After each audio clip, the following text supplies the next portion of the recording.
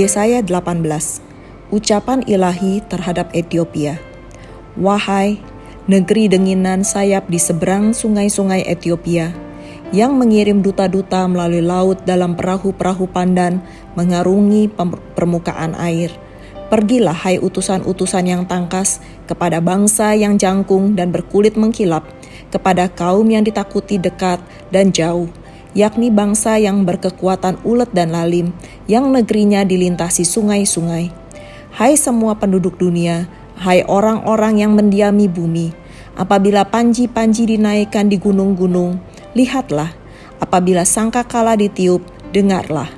Sebab beginilah firman Tuhan kepadaku, aku akan menjenguk dari tempat kediamanku dengan tidak bergerak, seperti hawa panas yang mendidih waktu panas terik, seperti kabut embun di panas musim menuai.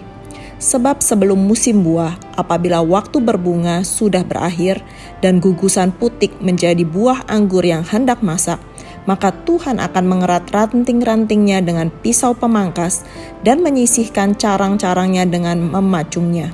Semuanya itu akan ditinggalkan bertumpuk-tumpuk bagi burung-burung buas di pegunungan dan bagi binatang-binatang di hutan. Pada musim panas, burung-burung buas akan bermukim di situ dan segala binatang hutan pada musim dingin. Pada waktu itu juga persembahan akan disampaikan kepada Tuhan semesta alam dari kaum yang jangkung dan berkulit mengkilap, dan dari kaum yang ditakuti dekat dan jauh, yakni bangsa yang berkekuatan ulet dan lalim, yang negerinya dilintasi sungai-sungai, ke tempat nama Tuhan semesta alam, yaitu Gunung Sion. Yesaya 19, ucapan ilahi tentang Mesir. Ucapan ilahi terhadap Mesir, lihat, Tuhan mengendarai awan yang cepat dan datang ke Mesir. Maka berhala-berhala Mesir gemetar di hadapannya, dan hati orang Mesir merana hancur dalam diri mereka.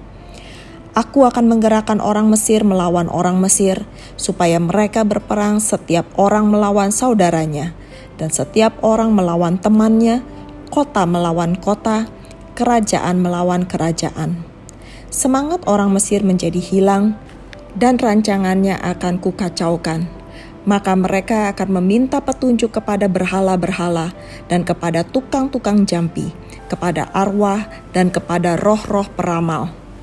Aku akan menyerahkan orang Mesir ke dalam tangan seorang tuan yang kejam, dan seorang raja yang bengis akan memerintah mereka.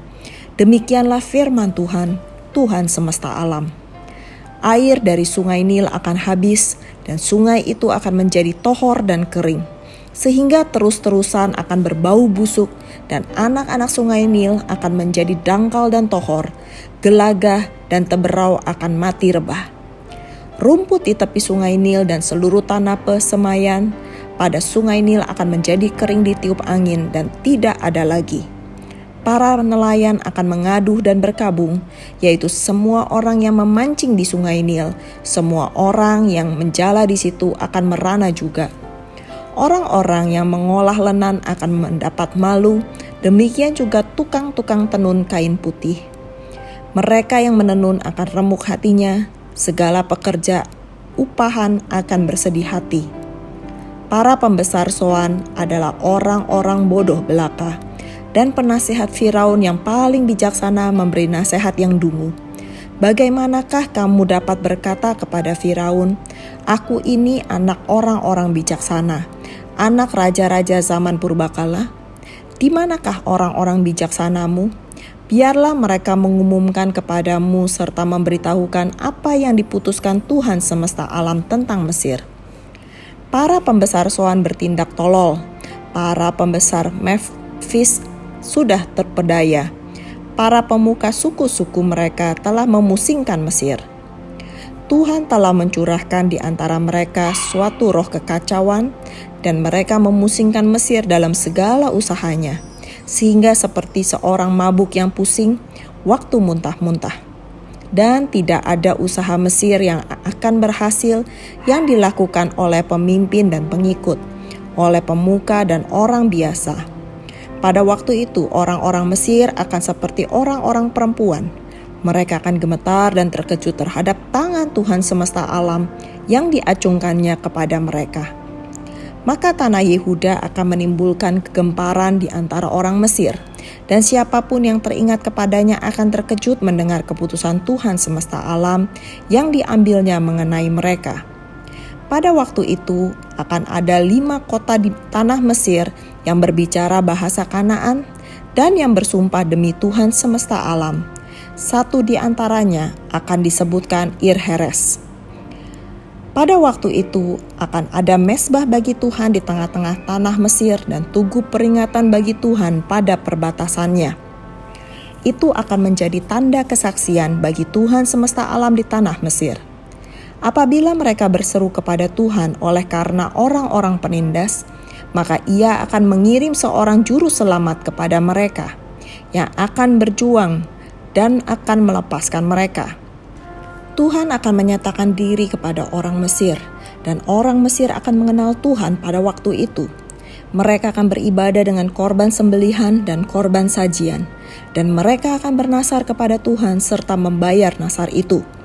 Tuhan akan menghajar orang Mesir, akan menghajar dan menyembuhkan, dan mereka akan berbalik kepada Tuhan, dan Ia akan mengabulkan doa mereka serta menyembuhkan mereka. Pada waktu itu akan ada jalan raya dari Mesir ke Asyur, sehingga orang Asyur dapat masuk ke Mesir dan orang Mesir ke Asyur, dan Mesir akan beribadah bersama-sama Asyur. Pada waktu itu Israel akan menjadi yang ketiga di samping Mesir dan di samping Asyur, suatu berkat di atas bumi, yang diberkati oleh Tuhan semesta alam dengan berfirman, "Diberkatilah Mesir umatku, dan Asyur buatan tanganku, dan Israel milik pusakaku."